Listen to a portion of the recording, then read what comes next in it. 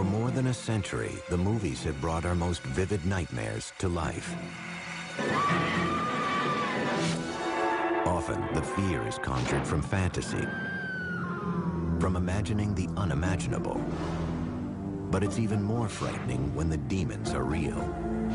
Based on a true story. Just that small phrase that these events actually happened sort of makes the film much more both relevant and much more terrifying. Norman Bates in Psycho, Leatherface in the Texas Chainsaw Massacre, Buffalo Bill in The Silence of the Lambs. Each of these characters had its origins in the same true story, the unspeakable crimes of a single man. His name was Ed Gein. The writers of fiction, who are really good at it, could take Ed Gein and you could make him almost anything you wanted to make him in the world of horror, because he had so much to work with. Gein's crimes were committed against the living and the dead. The depraved acts of a damaged mind, they slashed through the surface of a complacent age, revealing the darkness that lurked just below. His twisted world became America's obsession. And what is at bottom, the story of a boy and his mother, became the template for half a century of horror. There's something about Gein that appeals to the morbid curiosity within all of us. It's so macabre, so bizarre, so deviant that we can't look away. How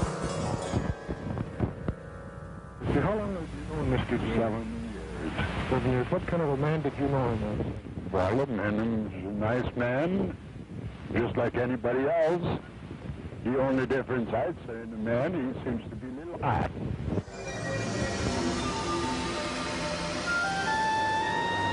No one ever claimed that Plainfield, Wisconsin was a small-town paradise. In the fall of 1957, it was home to about 700 people, a quiet, hard-working place on the windswept flatlands of central Wisconsin. They had the main hardware store for that area, a food market. They had a restaurant or two, a saloon. There was nothing that would distinguish it from, probably 100 other communities in Wisconsin. That all changed over the course of one cold weekend, with a mysterious disappearance and a shocking discovery.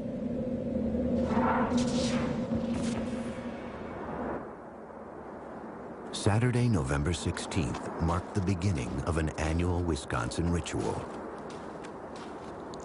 Deer season. In Plainfield, the men hunted not for sport, but for food. Their trophies would be killed, hung in barns, and dressed out, gutted and butchered. All the males would be out in the woods. And so the main street would be a quiet place. Particularly quiet that morning was Bernice Warden's hardware store.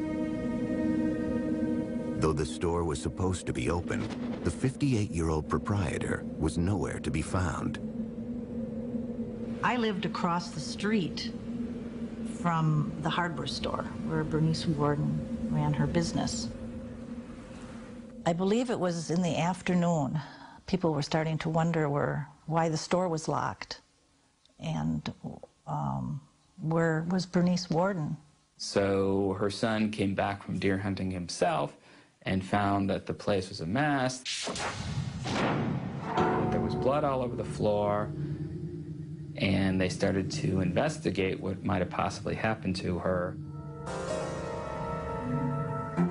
Interviewed by police, Bernice Warden's son mentioned a frequent customer who'd been in just the day before to check on the price of antifreeze.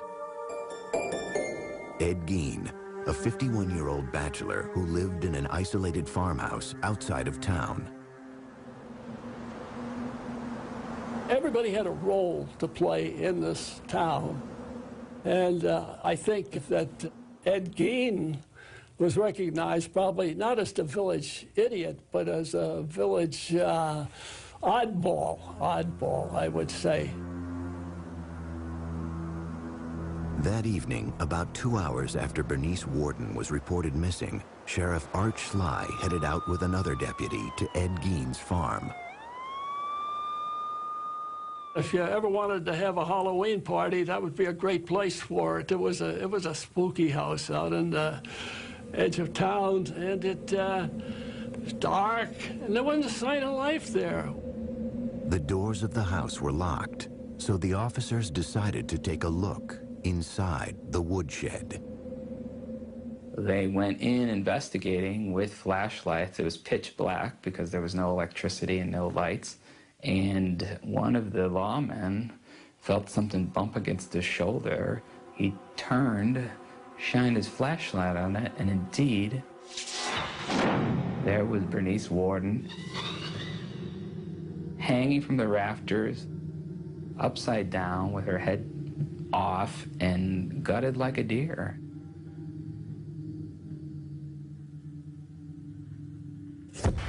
Ed Gein was taken into custody that night. As he sat quietly in his cell at the Waushara County Jail, police continued to search his woodshed and then cautiously ventured into his home. Inside, they would discover a horrific scene. Bernice Warden's gutted carcass, it turned out, was only Ed Gein's latest grim creation.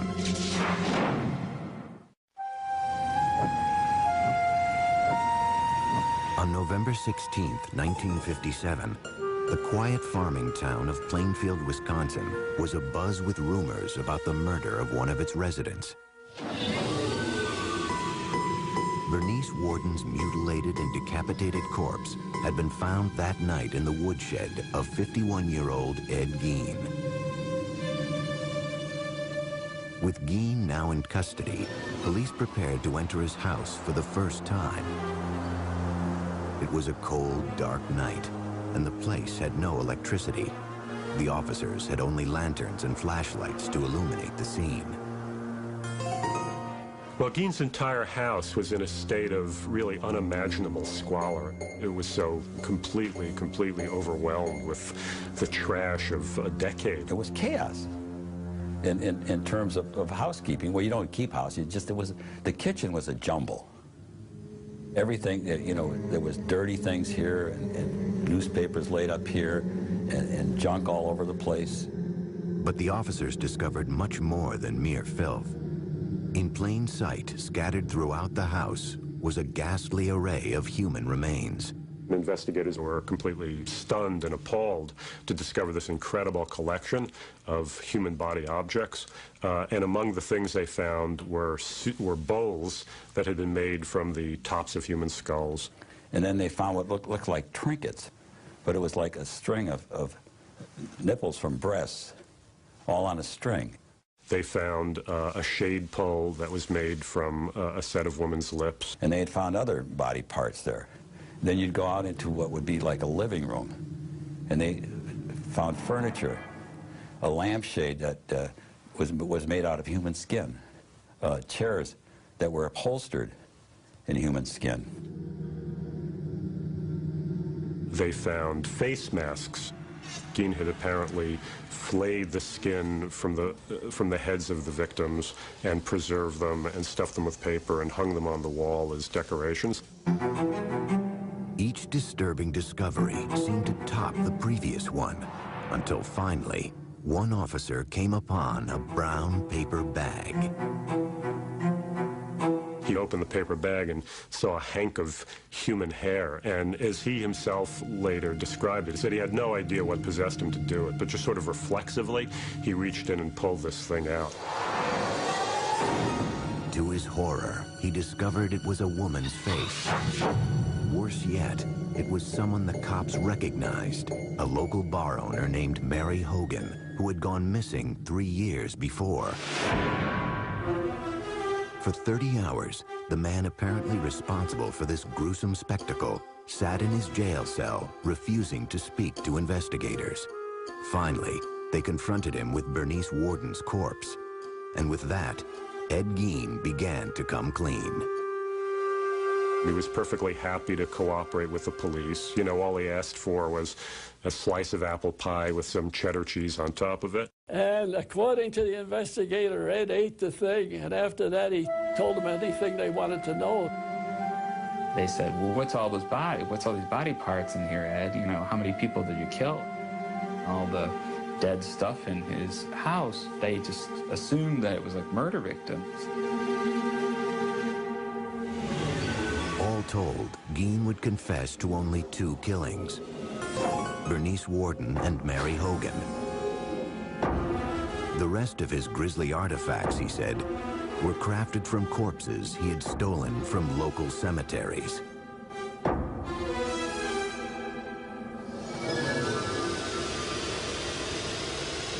Plainfield woke up that Sunday morning to find out what had been living in their community for all these years, and that was Ed Gein.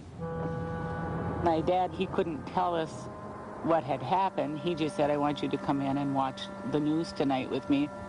And the news came up on the television. He was the person. I just said to my dad, oh my gosh, that's Ed. We were all upset. We were all devastated. We were horrified about what had happened. It was a terrible, horrible thing. It was just such a complete shock, I guess. It was something that was a little bit difficult to talk about. It wasn't just the murder of Bernice Worden that was so disturbing. It was the other terrible things that he did that was upsetting so many people. I mean, this is a guy who had been living in their community almost all his life and been a babysitter for their children, had been eating at their table. Well, look what he did and how he did. They couldn't believe it. Well, I figured he was just perfectly harmless and rather simple. Plainfield's shock would soon be America's. Almost immediately, hordes of reporters descended on the town. It was the beginning of Ed Gein's transformation from anonymous psychotic to cultural icon. And it could all be traced back to the story of his childhood. Because in the words of Norman Bates, a boy's best friend is his mother. In November 1957, the gruesome tale of Ed Gein was making headlines across America. The country's morbid fascination with the man the papers were calling the Mad Butcher of Plainfield was not lost on author Robert Bloch, who was living in Wisconsin at the time. It was exactly the time that the Gein case was breaking in the newspapers, and Bloch immediately recognized that it would be a wonderful basis for a horror story. The result was Bloch's 1959 novel, Psycho, which Alfred Hitchcock would bring to the big screen the following year. The story of Psycho is the story of Norman Bates, a single, deeply disturbed mama's boy, for lack of a better word, who runs a hotel and murders unsuspecting young women who cause him to have any sexual urges or impulses. One of the main things that Bloch took from the Gein case was the psychological relationship between Norman and his mother, which very much parallels that between Annie and his mother. Augusta Gein had been dead 12 years when police entered the house she had once shared with her son. As they worked their way from room to room, searching for clues that might explain what would drive someone to commit such crimes, they came upon a doorway that had been boarded up. And by that time, of course, they had seen so many horrific things, they had no idea what they were going to discover behind the doors of this room. And when they broke it down, what they discovered was that it was a room that was kept in a state of perfect, pristine preservation. And that turned out to be the room of Ed's mother. The bed was made. There was a table, night table, had a Bible on it. The room was very dusty, musty. The wallpaper was sort of a rose-tinted thing, but it was all kind of discolored. And that was his shrine to his mother. After his arrest, Ed Gein underwent a month-long court-ordered psychological evaluation. It was here that a picture began to emerge of life behind closed doors on the Plainfield farm, and Ed Gein's descent into madness.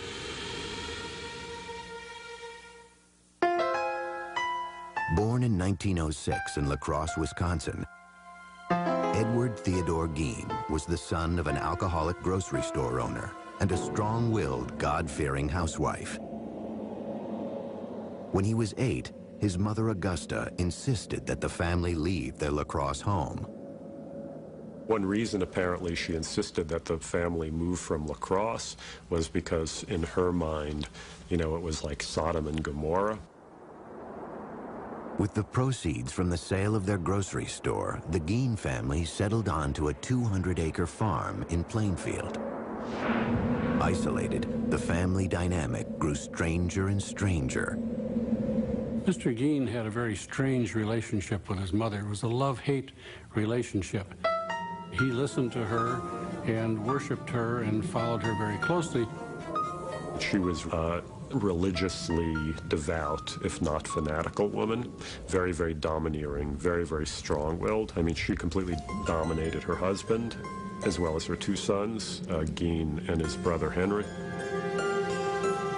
Augusta would preach a lot out of the book of Revelations that said that women were whores, women were tramps, women were definitely evil beings out to, you know, hurt people. The Gein household really became a sort of breeding ground for psychopathology.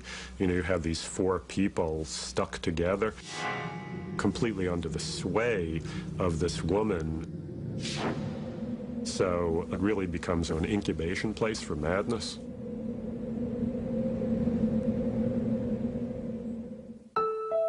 Gein attended school until the age of 14. An unremarkable student, his IQ would later be tested as average.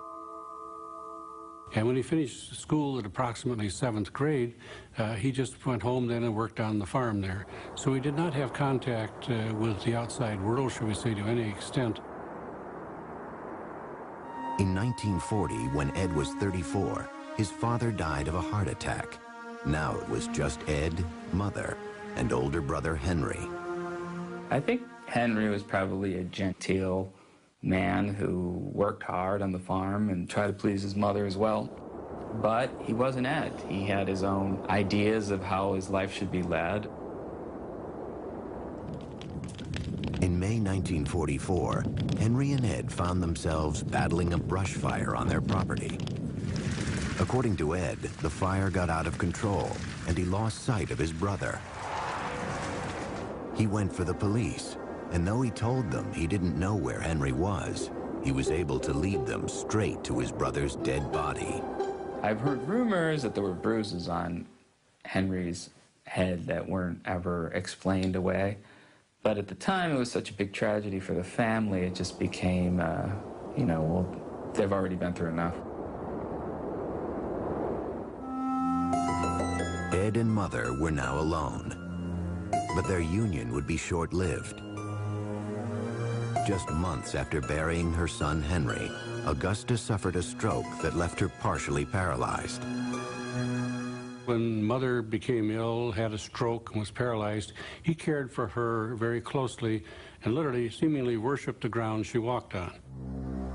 Sometime in 1945, Augusta Gein suffered another stroke. She died that December, a devastating blow to her 39-year-old son. His mother had completely undermined his manhood in every way. And at her funeral, he was reacting like a little schoolboy who had just lost his mommy, you know, and just crying hysterically. Everything that he knew in the world seemingly was gone. That was his one link with sanity that was remaining at that point. Until 1945, Ed Gein's world had been entirely defined by his deeply religious and domineering mother. Her death that December left him for the first time on his own. Living alone in an isolated farmhouse outside Plainfield, Wisconsin, the 39-year-old earned money by helping the townspeople with odd jobs or working on threshing crews. From the time I was pretty small, Eddie Gein was always just, you know, part of the crew. From where our farm was, he was about 2.5 miles away is all. And we'd get in the car and go over and see Eddie. We'd pull into his yard, and I can still remember doing that. And Eddie would always come out and talk to us in the yard. So we never was in his house or anything like that. He was not the, you know, the village idiot. That's for sure. The housewives in town, they would trust him. You know, can you fix this? I got a door that squeaks at, or, you know, can you fix the hinge on my door? Sure, I come over. He was a hard worker. When you paid him $1, you had $1.50 worth of work out of him. I mean, he didn't slack off. He wouldn't screw anything up. I think that everybody treated him, even though he was maybe a little, what you would think, a little different, but Eddie was Eddie. Oftentimes, when the threshing crews broke for lunch, the women would provide them with meals. When you listen now, the women that would talk about it, they felt kind of funny when Ed would look at them. He would give off kind of a funny, it made him uncomfortable the way he would stare at them. Something about his eyes that bothered me. I didn't feel like he was a person I would... Strange. Gein had a reputation around town as odd, yet harmless. Behind closed doors, however, he struggled to cope with life after Mother.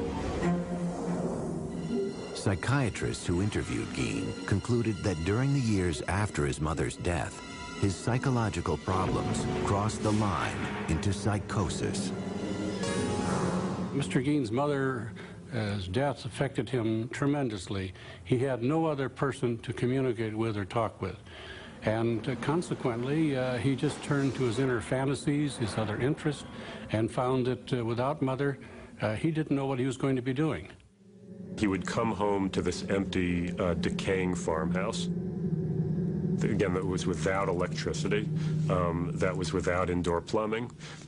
He was completely isolated. Gein's mother had left him terrified of human contact, of women in particular.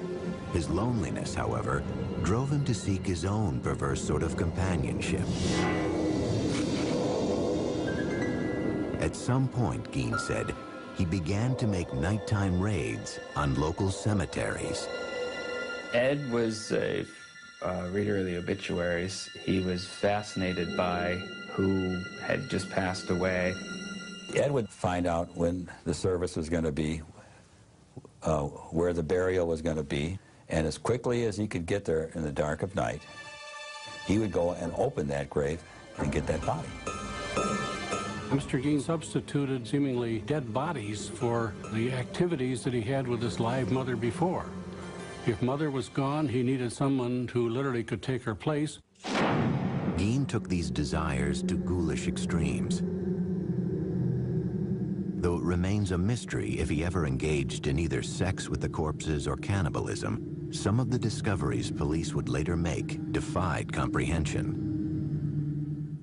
There was what the police called a mammary vest, the upper torso of a woman that Gein had taken from the body and preserved and attached straps to. And then there were leggings that had been made from the skin of a woman's legs.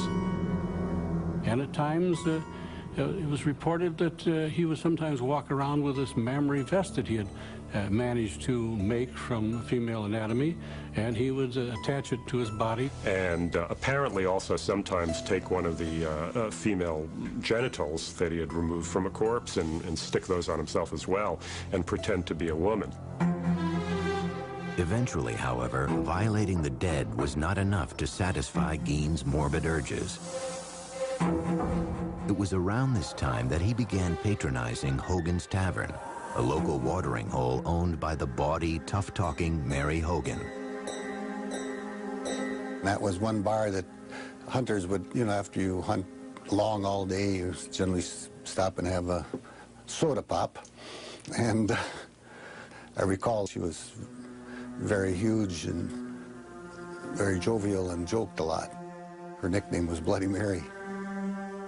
Mary Hogan was indeed a dirty talker. She spoke in profanity like a truck driver or a sailor or whatnot. I think when Ed Gein saw Mary Hogan, he saw some kind of grotesque, dark mirror image of his mother.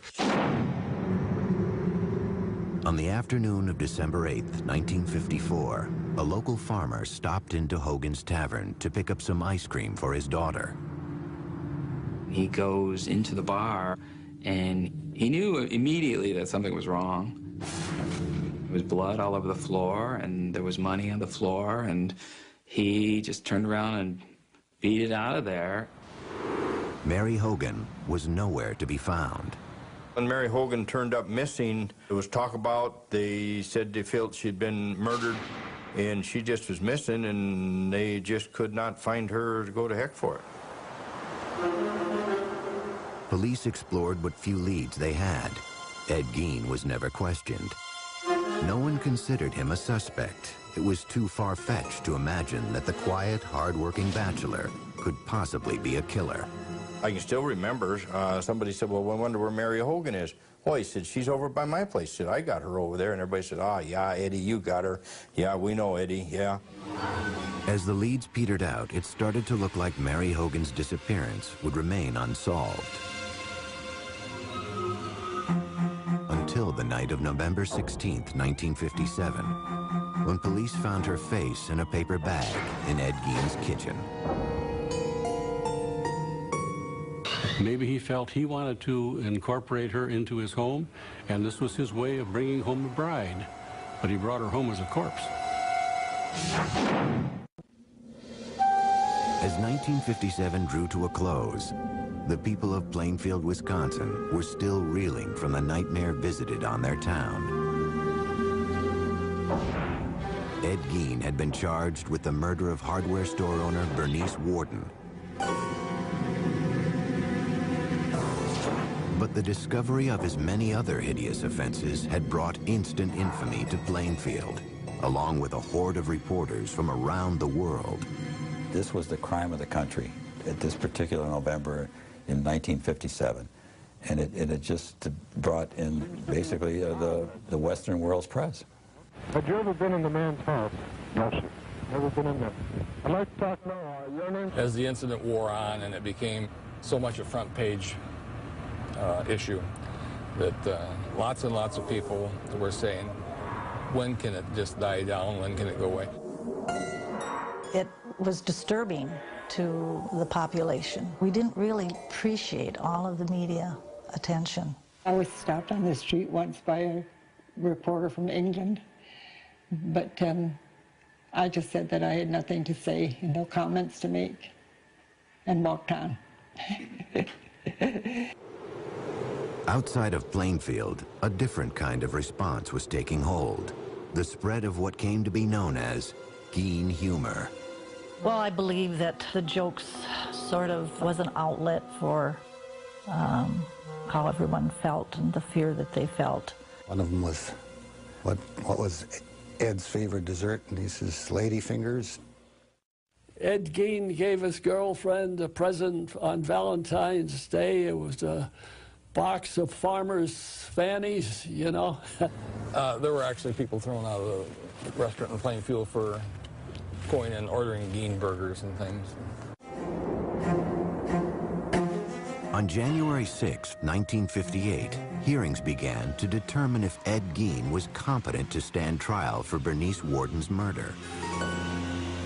Doctors who had evaluated Gein testified that he suffered from schizophrenia. They said he was prone to hallucinations and delusional thinking and believed he was an instrument of God with the power to raise the dead. You know, he'll talk about the most incredible, extraordinary horrors that are totally inconceivable to any normal person, but he does it in the tone as though he's talking about going to the grocery, you know, to buy his provisions for the week. In the end, the doctors said it all came back to Mother. This is the duality of Gein. You know, part of it was a desire to have the physical presence of his mother back with him in that home, whereas obviously another part of the motivation had to do with desecrating the corpse.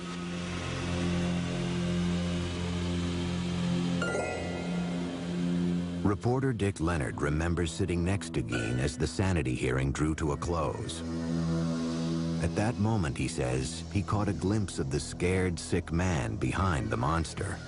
I looked at Ed, and he looked at me, and I could see he was nervous. He was fearful. And he says to me, "What are they going to do to me? What are they going to do to me?"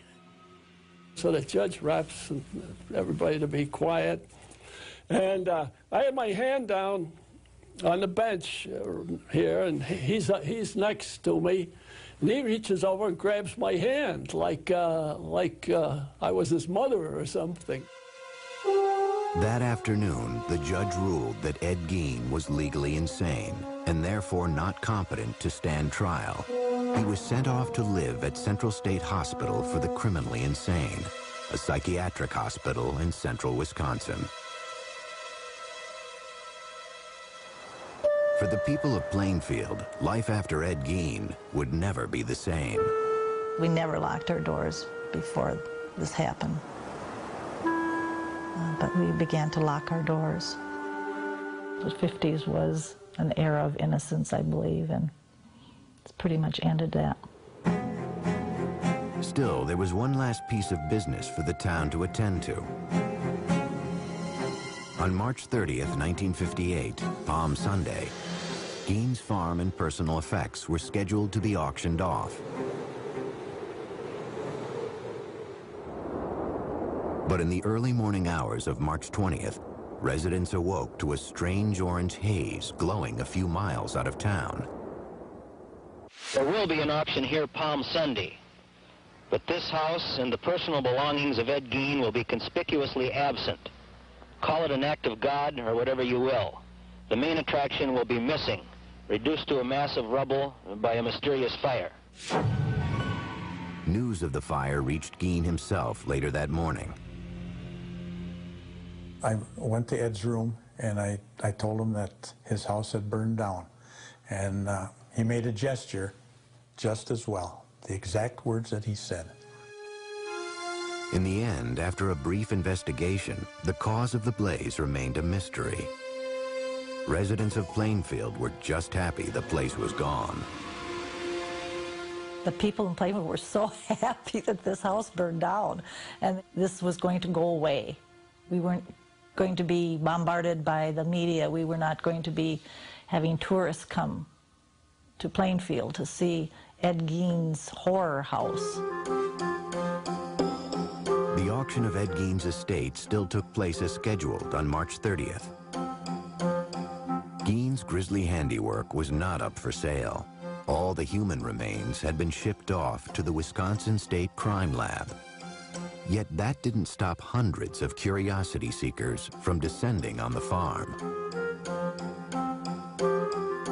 One of the things sold at the auction was Ed Gein's car, which a very enterprising carny type immediately purchased and started to take on tour.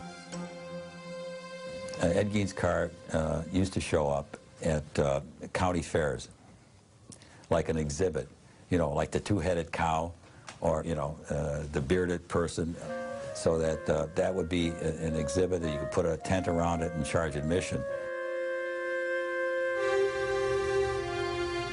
At Central State Hospital, staffers soon came to view Ed Gein as something of a model patient. Ed was a quiet individual. He'd go and sit in the corner in the day room, and we had some nice lounge chairs out there, and he'd read the paper there. He wouldn't converse too much with other patients. I can remember we used to play cribbage together out in the day room. There were, however, times when Gein behaved oddly. When it got, say, full moon, he would talk about women, what he'd like to do to them, and just ramble on and on, just like very incoherent. And then as the full moon dissipated, he would get more back to normal. But he always had that glint in his eye that you kind of figured there was something there that was wrong. In 1968, Gein's doctors wrote a letter to the court stating that Gein was now competent to stand trial for the murder of Bernice Worden. When he walked into the courtroom, there was dead silence. It was just, I mean, you could hear a pin drop. And then he walked in and he stopped a little bit and he bowed his head to the audience. After a 9-day trial, the judge found him guilty. The 62-year-old was sent back to Central State to live out the rest of his days. In time, Ed Gein's macabre fame would fade, yet his twisted saga would never lose its capacity to shock or its power to provoke our deepest fears.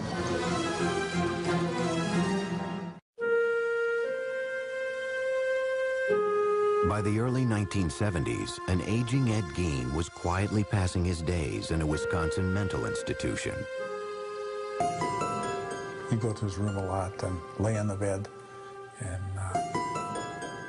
kind of daydream.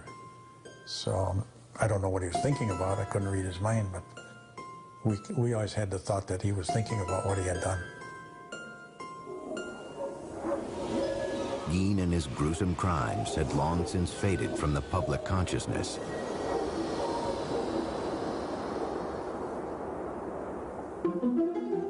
Yet the story of the so-called Mad Butcher of Plainfield had firmly taken root in the darkest reaches of the American psyche. It was a time where he became almost unlifelike, almost like he was a creature of fiction, I think. Some type of a demigod, almost. My name is Gunnar Hansen. In 1973, I killed 4 people. I was Leatherface in the Texas Chainsaw Massacre. When Texas Chainsaw Massacre was released, it played predominantly in drive-ins. And to say there was an uproar over it would be an understatement. You know, teenagers went in their cars looking for a good time. And what they were exposed to was literally 90 minutes of pure hell. Directed by Tobe Hooper, the film featured a character named Leatherface, who wore a mask made of human skin.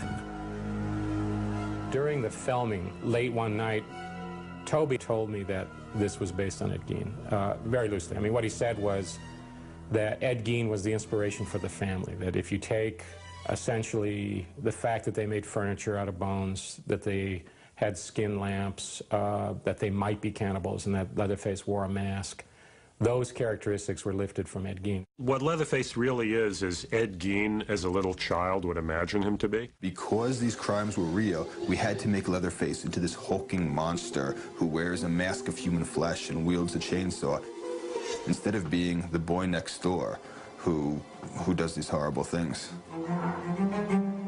17 years later, a different take on the legend of Ed Gein would help make the film The Silence of the Lambs a critical and commercial hit. If you look at The Silence of the Lambs, where the Buffalo Bill character is trying to make a skin suit out of women's body parts, which is something that's based directly on Gein. The killer, the grave robber, all of the things that, you know, you want to get into a good horror story, he was there. He was their source. Because the imagination could take Ed Gein anywhere, and it has. The irony is that as twisted as Norman Bates was, as terrifying as Leatherface wielding his chainsaw is, and as pathologically insane as Buffalo Bill is, Gein was worse. Gein had everything these characters had in spades. 2001 saw the release of a low-budget independent film about the life of Ed Gein. I thought Ed Gein would be a good topic for a movie just because of the mindset of this person. This person who lives by himself with his fantasies and with just his loneliness and his mental illness, eventually steps over the line and becomes a killer. On July 26, 1984, Ed Gein died of respiratory failure. He was 77 years old. There wasn't too much emotion at that time. There wasn't much talk going on in town other than he's gone. He's dead.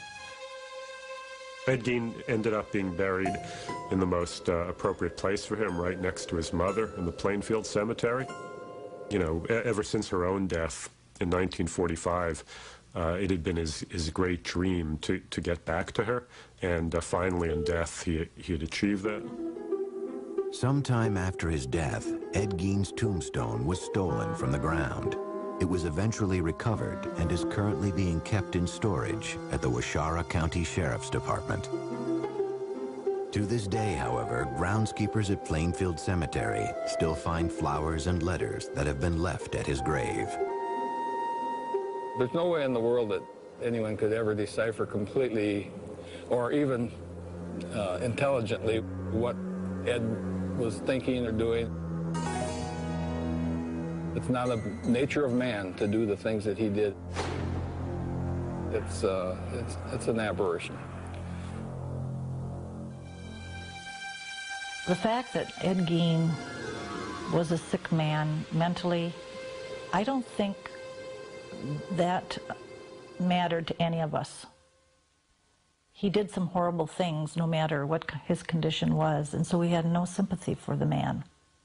Mr. Gein was an example of a monster that was in hiding. He was not known to his neighbors. He presented a facade of normality to them, and that's why he literally could have the mask of sanity over the whole situation until he was discovered. Obviously, we can never really know. To ask what made Ed Gein is ultimately as unknowable as to ask what made Mozart Mozart. You just don't know.